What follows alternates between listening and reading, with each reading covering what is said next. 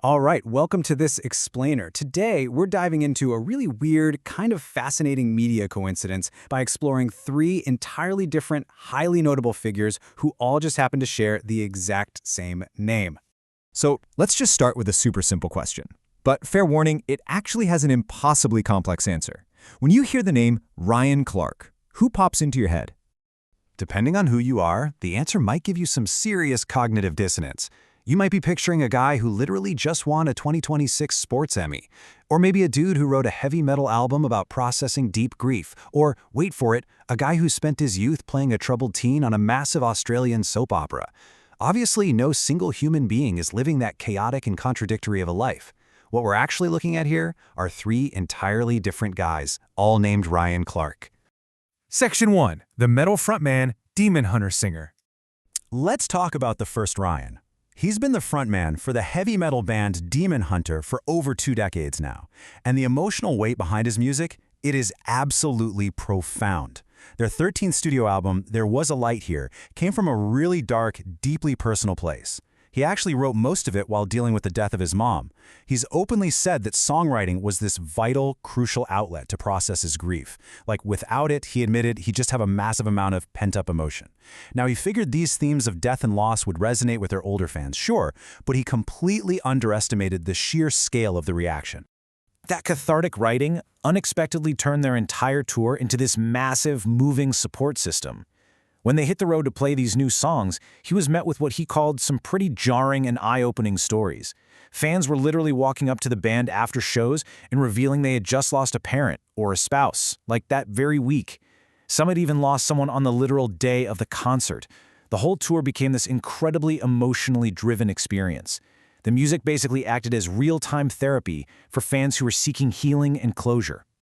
You know, this duality has pretty much defined Demon Hunter for 20 years. Heavy metal naturally leans into the darker side of things, right? Death, defeat, the painful realities of being human. And Clark knows he has a real knack for writing about personal agony. But here's the twist. He deliberately counters all that darkness with innate hope and silver linings in his choruses. He doesn't just, dump negative feelings on you and walk away. He actually strives to offer a solution, a light at the end of the tunnel, if you will, which gives us really comforting balance for his grieving audience. Number 2. The sports analyst, NFL to ESPN and beyond. Okay, we are shifting gears completely to our second Ryan Clark. Just look at this absolute 24-hour whirlwind from July 2026. This Ryan Clark was a total staple on ESPN. We're talking NFL Live, First Take, Monday Night Countdown, the whole shebang. But then, on a random Monday afternoon, ESPN abruptly parts ways with him. But wait, it gets crazier. By noon on Tuesday, less than 24 hours later, he was already back on an ESPN platform, headlining a live broadcast on ESPN Plus for the MEAC Football Media Day. So how exactly does a guy get laid off and then just magically appear on the company's streaming network the very next day?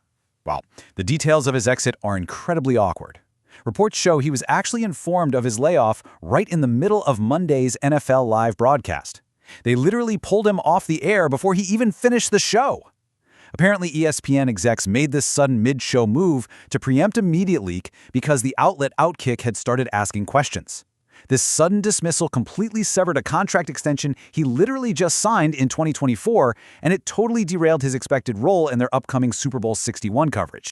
But here's why this matters. His sudden exit highlights this massive disruption happening right now in sports media. While he was losing a traditional decade-long cable TV gig, he had already built a massive independent audience on the side with the Pivot podcast, which he hosts with Channing Crowder and Fred Taylor. Because he had this independent platform, the guy didn't miss a beat. He effortlessly pivoted to headlining that MEAC Media Day independently. It's a perfect example of how digital creators are stepping up to fill traditional media gaps, bringing national conversations to new platforms and giving athletes way more control over their own narratives. And finally, number 3. The soap opera star, Home and Away's Sam. Let's travel back to Australia to trace the decade-long run of child actor Ryan Clark. He started playing the character Sam Marshall way back in 1991 when he was just 7 years old. And get this, he booked the role with absolutely zero prior acting lessons. None. Viewers basically watched him grow into a teen heartthrob right before their eyes. All the while he was balancing 3 days a week of filming with a set tutor just to keep up with his actual schoolwork. He stayed on the soap until 2001 and even made a few brief returns later, like a special appearance for the show's 4,000th episode in 2005. Now, during his time on the show, his character, Sam, endured some truly absurd, non-stop fictional tragedies. First, he's fostered by Bobby, who tragically dies in a boating accident. Then, he's fostered by Michael, who drowns in a flood while actively trying to save Sam. The poor kid was basically passed around Summer Bay families like a game of pass the parcel. But what's really fascinating is how his real life actually bled into the script. Like in 1996, the actor broke his ankle playing rugby in real life. So the writers just shrugged and wrote it into the show, having the character Sam break his ankle playing football. Eventually, though, the lines between reality and fiction just completely blurred. In the year 2000, the real-life actor decided he wanted to quit the hit series to pursue a career in professional surfing. So, how did the producers write him out? They had his character, Sam Marshall, enter a surf competition and leave town to join a pro surfing tour. Literally, both the real actor and the fictional character quit their respective paths to chase the exact same dream out on the pro surfing circuit. Talk about art imitating life, right? So when we put all three of these guys side by side, it's pretty amazing. We can impartially see how these three totally disparate lives, all belonging to men named Ryan Clark, share some deeply universal human themes. You've got the metal frontman who's turning intense personal agony into public healing. You've got the sports analyst navigating a sudden, very public career pivot by leaning on his own independent ventures.